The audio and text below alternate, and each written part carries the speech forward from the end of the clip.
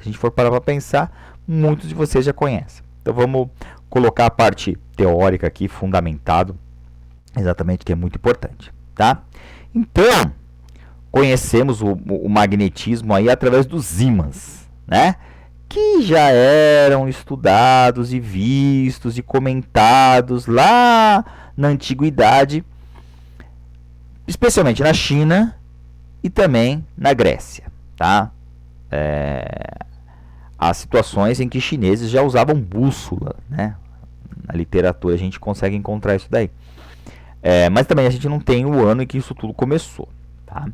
Basicamente, a grande história que se conta aí, né, e tem um pouco de verdade, talvez não, é que o nome, né, de magnetismo, ele veio através de uma rocha, um ímã natural, né, que a gente encontrou na região da Magnésia, tá, que ficava, né, fica ainda na Turquia, tá? E essa rocha, posteriormente, a gente chamou do que? De magnetita, tá certo? Então, e aí veio, originou a palavra magnetismo. Tá, maravilha. Para quem leu as historinhas do Tales, né, a magnésia está relacionada com a tal da volinésia lá. Tá? Tem um que aí, uma brincadeira entre isso tudo. Tá? Hoje a gente sabe que essa rocha nada mais é do que um óxido de ferro que foi colocado de uma certa forma, ficou magnetizado. Tá? É fácil hoje magnetizar um determinado metal, tá? No caso ferro, basta que você pegue um ímã, esfregue, né, nesse pedaço de ferro, você vai deixar ele magnetizado, tá? E aí você forma um ímã artificial, tudo bem? E esse ímã, além de atrair o próprio ferro, ele vai atrair outros metais também, do tipo cobalto, níquel e manganês. E ainda assim, ligas, né, desses metais aí. Por exemplo, o aço, né, que é uma liga do ferro, ele é atraído pelos ímãs, tá? Pelo magnetismo. Ok? Tá, maravilha, tá? Isso é uma coisa bem simplesinha que todos nós conhecemos. E um dos primeiros usos, né, do magnetismo, de forma realmente não didático assim, né, mais profissional, foi na confecção de bússolas. Então tem, como eu falei, tem registro de bússola na China antiga. Como é que a gente pode fazer uma bússola, né? Como faziam antigamente? Pegava um pedaço de rocha, né? Colocava né? Lapidava ele para ficar compridinho, amarrava num barbante e pendurava. Uma das extremidades desse metal, né? Dessa rocha, iria apontar para o norte, né? Para o norte da Terra, e a outra para o sul da Terra, tá bom? Por assim dizer. Então, aí o que vai acontecer? Normalmente, né, a gente vai ver isso nos livros, isso é muito interessante, é importante que vocês olhem nas provas, em muitos outros lugares que está em escala de cinza, a gente não vai ver isso daí. Mas onde pode ter cor, nós veremos que o lado vermelho está sempre apontando para o norte. E o lado azul do ímã a gente aponta para o sul, tá? É mais ou menos o que se tem nos livros, tá? E aí, o que vai acontecer? Esse lado aqui que aponta para o norte, né? O lado do ímã que aponta para o norte, eu chamo de norte do ímã, certo? E o lado sul, né? Nós vamos chamar de sul do ímã, tudo bem? Então tá. Daí a gente consegue ver por que os nomes, né? Norte e sul de um ímã, diferente, por exemplo, de positivo e negativo que a gente fazia no caso lá das cargas elétricas, tá certo? Lá tinha um porquê também, aqui o porquê está relacionado realmente com o magnetismo terrestre, tá? Bom, ótimo, aí eu pego essa agulha, né, a gente chama isso aqui de agulha, coloca aqui numa situação mais interessante, né, com todos os pontos cardeais e forma a bússola que a gente conhece de praxe, tá ok? Ótimo, maravilha. Agora, por que a gente chama de polos, Júnior? Eu falei lados, né, de um ímã, mas a rigor a gente chama de polo. Polo está ligado com concentração, né? Quando você diz assim, tal região é um polo industrial. O que significa isso? Há uma concentração muito grande de indústrias naquela região, né? Então, aqui tem uma figurinha, tá? Uma foto, onde a gente coloca um ímã. E eu coloquei por aqui, ó, né, limalha de ferro, que é pó, né? Quando você está usinando lá o ferro, tá? Você lima ele e tudo mais, aí vai tirando o pozinho dele lá na confecção de uma peça qualquer de ferro, e esse pó foi espalhado ali próximo ao ímã. O que aconteceu? Em alguns lugares aqui eu tenho uma quantidade maior de limalha de ferro, que indica que é uma quantidade maior de magnetismo aqui. Tá? Então há uma concentração. Nas extremidades há essa concentração do magnetismo. Tá? É por isso que eu chamo as extremidades de polos de um ímã. Tá certo? E aí, claro, né, para a gente não diferenciar muito, dividir aquele no meio e falo que tudo é um polo. Tá? Tá? Por um abuso de linguagem aí. Tá? Então, ótimo, maravilha. Agora, né, se a gente for pegar então esses ímãs aqui, ó, né, e aproximar dois polos que sejam diferentes, o que vai acontecer? Eles vão se atrair. Parecido também com o caso da eletricidade, né? Olha, tem muita coisa parecida com a eletricidade que a gente vai ver depois que há uma relação entre magnetismo e eletricidade. Bom, mas maravilha. Isso muitos de vocês já sabiam, né? Que aí os polos do ímã que são diferentes, eles se atraem. E da mesma maneira, os polos iguais, eles acabam se repelindo, da mesma forma que na eletricidade, né? Então, sul próximo de outro sul, ele vai repelir os ímãs. E norte próximo do norte também vai repelir. Tá certo? Então tá, maravilha. Isso nos faz pensar o seguinte: nossa, se há uma atração entre polos diferentes, né? Então, no caso da Terra e a bússola, deve também ter uma interação entre ímãs.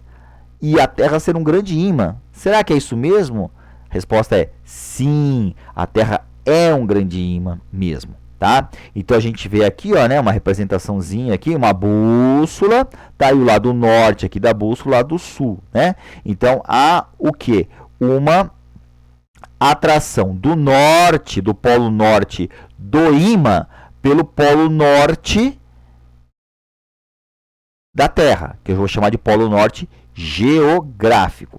Mas a gente não sabe que polos de opostos se atraem. Então eu vou dizer o seguinte: já que o polo norte do ímã atrai o polo norte geográfico, então o polo norte geográfico deve ser um polo sul magnético, porque é a única explicação para que o norte magnético do ímã atraia o sul magnético da Terra. Tá certo? Então, a Terra seria um grande ímã em que o norte geográfico dela corresponde ao sul magnético dela.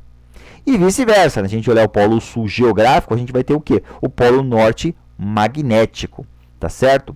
Bom, eu não vou explicar agora por que a Terra se transforma em um grande ímã, tá? A explicação está lá no magnetismo. Desculpa, no eletromagnetismo, que eu vou falar posteriormente, tá? Mas saiba que, só de antemão, que é por conta da rotação que a Terra tem. E uma das características que a Terra tem é que ela tem um eixo de rotação inclinado em relação ao eixo principal aqui, tá? Do norte e sul. Tá? O que a gente vê aqui, né, como o globo terrestre do norte e o sul, o eixo de rotação ele é inclinado. De quanto? 22 graus. Tá? Então, esse aqui deve ser realmente o nosso ângulo de inclinação. O que faz com que o polo norte magnético, que vai estar sobre o eixo de rotação, vai estar inclinado em relação ao eixo geográfico, tá? Desses 22 graus. É por isso que aqui, ó, né, a gente tem duas estrelinhas aqui nessa figurinha, né, colocando aqui a diferença entre esses dois polos, o magnético do geográfico, tá certo? Bom, tem exercício que fala um pouco sobre isso aqui, tá?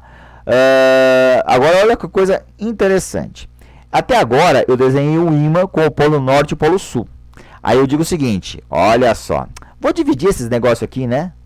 Eu quero o polo sul e o polo norte diferente. Então eu pego, né? Venho aqui com uma serra aqui, um serrote aqui, né? E corto aqui bem nessa linhazinha que eu dividi o norte e o sul. O que vai acontecer? Vou separar o norte do sul? Não. Olha que coisa interessante vai acontecer. Eu vou ter agora dois ímãs em que o polo norte aqui que estava produzindo aqui vai ter agora um sul aqui desse lado. E o sul que estava aqui vai ter um norte do outro lado. Caramba, não deu certo, ainda está grande. O que eu vou fazer? Vou cortar de novo. E além de eu cortar aqui, ó, certo? Dos dois lados, vai dar na mesma, porque vai de novo surgir mais ímãs, agora menores, tá? Com o polo norte e sul. E por mais que eu corte esses ímãs, certo? Sempre vão surgir ímãs menores, mas que contêm o polo norte e o polo sul.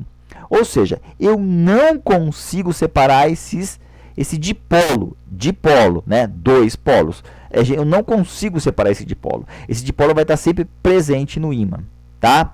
Ou seja, não há um monopolo magnético, certo? Para quem já assistiu aquela série Big Bang Theory, né? O certo é Fury, tá bom? Nós vamos verificar a seguinte situação. O Sheldon, uma piada, tal, né? Tem um momento lá que ele recebeu um prêmio e aí foram entrevistar ele dizendo assim, mas fale um pouquinho sobre a sua pesquisa. Aí ele conta exatamente isso, né? Que o ímã, quando é dividido várias vezes, ele continua sendo o ímã, e que há uma procura muito grande por monopolos magnéticos, e que ele é um pesquisador que trabalha na busca de monopolos magnéticos. É muito engraçado isso daí. Não sei agora, depois eu posso até verificar qual é o episódio aí, onde ele fala isso, aí vocês procuram aí para verificar quando ele fala algo desse tipo. Muito interessante isso. Mas aí também tem uma causa, que eu vou falar posteriormente também, quando a gente está falando de eletromagnetismo. Então, olha, tudo isso, então, esse magnetismo que a gente não sabe direito uma causa, depois quando a gente começa a estudar eletricidade e ver a relação entre eletricidade e magnetismo, você começa a explicar coisas que você não sabia só com o magnetismo, tá? Então isso depois eu te explico também. Isso aqui é muito parecido também com a teoria de Dalton, né? Dalton, quando criou a teoria atômica, ele foi exatamente partindo disso. Ele pega o todo, vai partindo em várias partes e vai chegar o quê? Da menor parte, que é o átomo. Aqui, se você for pensar e falar, nossa, então eu também vou chegar no átomo, então o átomo também vai ser magnético?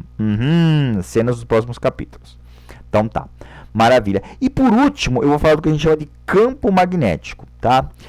Quando eu falei de campo elétrico, eu comparei com o campo gravitacional, com o campo visual, né? Desculpa, luminoso. E aqui também vale a mesma situação, tudo bem? Então vamos lá. Eu tenho um ímã e ao redor dele eu formo uma aura, tá? Que qualquer pedaço de ferro que chegar próximo a essa aura vai ser atraído. Tá? Então eu posso separar exatamente o que? Eu posso dizer que não está havendo uma interação entre o ímã e o pedaço de ferro, mas sim entre o ímã e essa aura gerada pelo ímã. Tá? No caso do campo magnético, um pouquinho diferente do campo elétrico, a gente consegue visualizar essa aura de uma maneira simples. Volta lá com a história das limalhas de ferro, né? Eu posso pegar um ímã, colocar uma placa de vidro, e vocês podem achar no YouTube aí vários vídeos, vários experimentos que tem esse mapeamento do campo magnético, tá? Por uma placa de vidro em cima e espalha a limalha de ferro. Aí eu vou ver exatamente como é que essa limalha de ferro vai se distribuir ao longo dessa placa de vidro. E aí, portanto, eu vou mapear, eu vou visualizar o tal do campo magnético. E ele vai ser algo parecido com isso daqui, tá bom? Enquanto, de novo, né, vamos tentar lembrar. Enquanto no caso lá do campo elétrico, eu tinha uma carga elétrica e eu peço para vocês para que olhem no livro de vocês, olhem no caderno, tá? Se não der, pode olhar até na aula de campo elétrico. A gente sabe que, dado uma carga elétrica, as linhas de campo, né, elas saem dessa carga elétrica, tá certo? Se for positivo. Se for negativo, as linhas de campo entram nessa carga elétrica, tá? Mas eu tenho cargas elétricas separadas no espaço, que não ocorre no caso do magnetismo, que a gente não pode ter os polos separados um do outro. Então o que vai acontecer? Para nós, as linhas de campo, eu peço para vocês olharem aqui no desenho que eu estou com o mouse aqui, elas vão estar saindo do norte e entrando no sul. Saindo do norte e entrando no sul. Tá? A mesma configuração de um dipolo elétrico, mas aqui eu tenho um dipolo magnético. E esse dipolo magnético sempre vai existir. Não tem como ter um monopolo magnético. Tá? Então, olha que coisa bacana aqui. sair e entrar é uma convenção que eu fiz, tá? Então eu digo, vai sair do norte e vai entrar no sul, tá? Uma convenção que a gente fez. Poderia ser o contrário? Poderia ser, mas a gente convencionou que seja assim, tá? Então essas linhas de campo aqui, magnético, elas estão fazendo esse percurso aqui. Mas aí eu vou chamar um vetor indução, ou muitas vezes um vetor campo magnético. Então eu tenho a linha e o vetor. Então o que vai acontecer? Ó? Pense aqui nesse outro desenho aqui. Tem essa linha aqui que está desenhada em azul, tá certo? E eu quero saber qual é o vetor campo em cada ponto. Então eu traço um vetorzinho, tá? Que é tangente àquela linha, tá? Então cada um desses caras aqui é o vetor campo magnético. Seria mais ou menos também, né, por uma analogia, se eu fizesse o seguinte: se eu colocasse uma bússola aqui nesse ponto aqui, né, a bússola teria um alinhamento da agulha dela, né? Então, como seria a agulha? Linha reta, então ela estaria exatamente apontando para o vetor campo magnético. No exercício que eu passei para vocês aí do livro, em vez de ser colocado os vetores, é colocado bússolas para vocês meio que entender como é que as coisas ocorrem. Tá certo? Bom, então tá. Ainda sem cálculo, né? Essa aula não tem cálculo nenhum. Nas próximas a gente começa a verificar o tal do eletromagnetismo, tá? E é isso, tá? A prova vai ser bem simplesinha aí. Qualquer coisa vocês tiram dúvida comigo, tá ok? Valeu, até a próxima. A gente se vê.